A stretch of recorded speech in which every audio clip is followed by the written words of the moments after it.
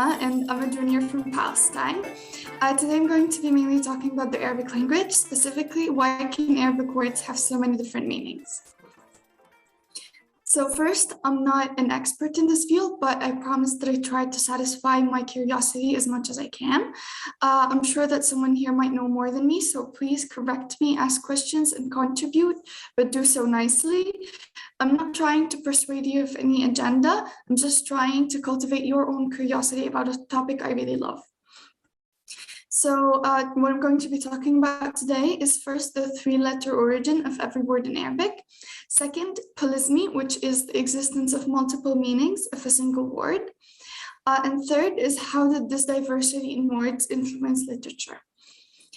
So why I'm curious about this, I am fond of Arabic poetry, and it always fascinated me how poets were able to use so little words and convey so deep a meaning. And so since a couple of years, I've been collecting nice verses in a small notebook of mine, and I found that this AFIKRA presentation can be a great way for me to explore a topic that I really love. The picture on the right is the picture of the first verse I collected. So my main question again is why can an Arabic word have so many different meanings? So first, the origin of every word in Arabic. So as a context, before we delve deeper, I wanted to talk about harakat, which are the diacritics of the main Arabic language. So first is the fatha, which is a short A sound. Second is the dhamma, which is a short O sound. And third is the kasra, which is a short E or Y sound. Whenever they are put on a letter, they change its pronunciation and its meaning, as we will see later. So Arabic words have a flexibility that arises from the stemming nature of its semantics. Every Arabic word can be traced back to a root, and every root word is a verb in the past made of 3 letters. Any letter added to that origin changes the meaning or perception of that word. This root word is the basis, and it holds the general idea. Later come the added letters and harakat to specify the change in its meaning. So for instance, the root word kataba, which is made of letters that can mainly sound like a K, T, and B in English, can mean wrote, as in kataba, written, as in kutiba, or books, as in kutub, only by changing the harakat. So the first language scholar who paid attention to this was Al-Farahidi. He said that when you obtain a root word, you can rearrange the letters to find mathematically 6 possible roots. These may or may not have been used before in the language and abandoned later on. His theory stated that these roots have a generally theoretical encompassing meaning. And a later addition to this theory states that a group of root words may even have a more encompassing root word that connects them together. So interesting to say, the letters or harakat added change the meaning of words in a predicted way. A strong letter added to a root would create a word with a stronger meaning than the same root with a weaker letter. For instance, these 2 words, azza and hazza, can mean to shake or disturb. However, than that to the second, the meaning of the first word has to do with the soul, while the meaning of the second has to do with physical objects. This general rule also applies to harakat and letters.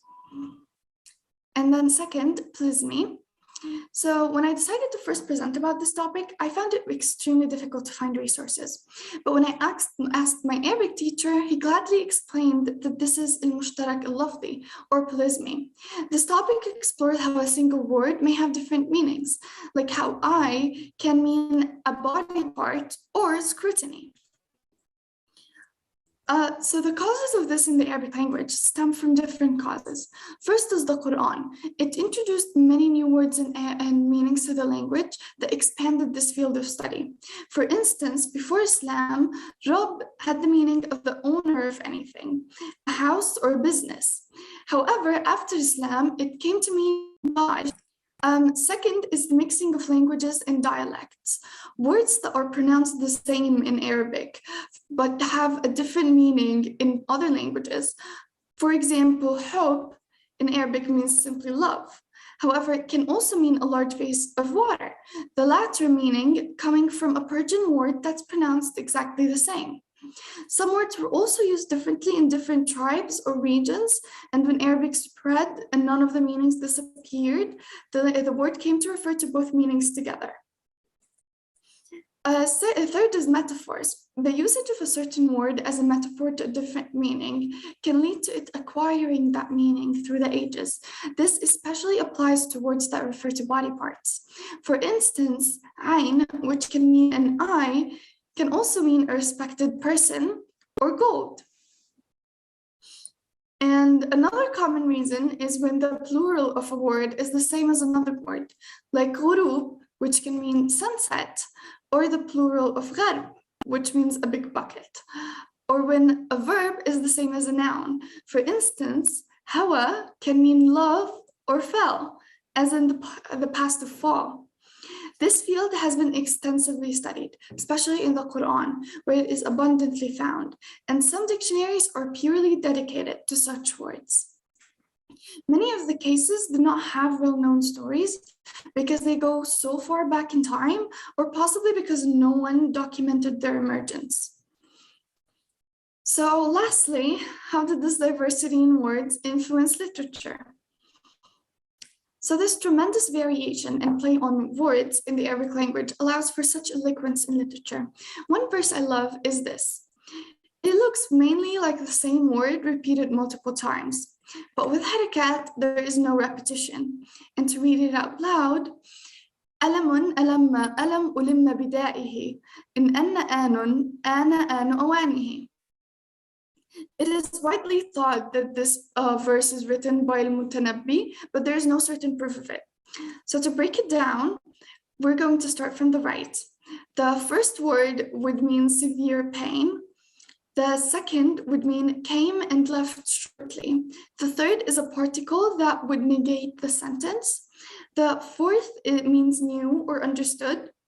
The fifth means a disease or an ailment.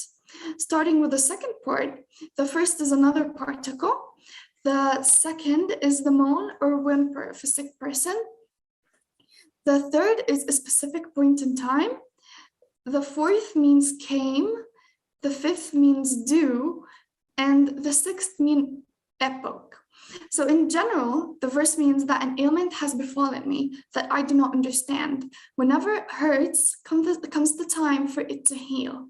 So it describes the sporadic pain he suffered from due to his fever, using only two roots. And there are so many such examples of this phenomena in the literature and poetry. So to read it again, now that you know the meaning, ألم ألم ألم ألم بدائه إن أن آن أوانه.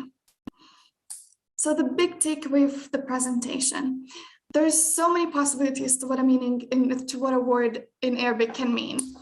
And coming up with a limit would require an intensive study of the roots and different uses across regions and eras and literature. And even then, one can never be certain that there isn't a meaning that was left or lost in the past. And this stems from the general encircling meaning of each root, from different harakat that can be added, from the interactions between different languages and dialects, and the historical events that Arabic has went through, all of which made the language rich with such variation that nurtured brilliant pieces of literature. Thanks for listening to my presentation, and these are the resources I used. The last two are dictionaries that I found really useful whenever doing research on Arabic as a language. And this is my email if you wish to contact me, and thanks for listening.